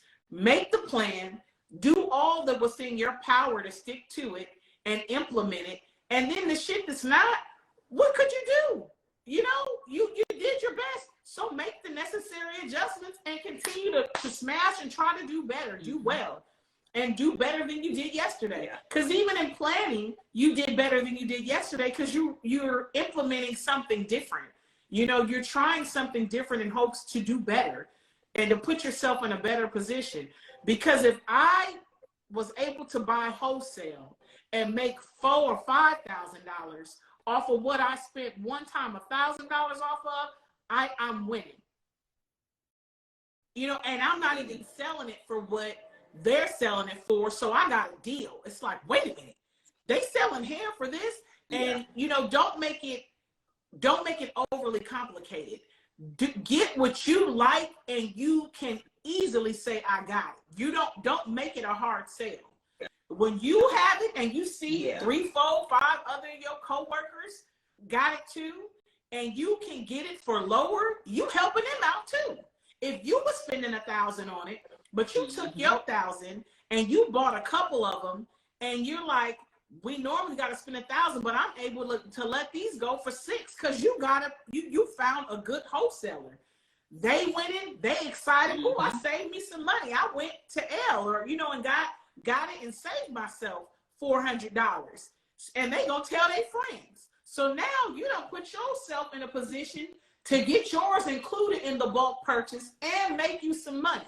So you spent it and you circulate it back to you and you made a profit. And that's where I'm at with it. I'm every time I want to do, people say I want to be rich, but do you operate like they do?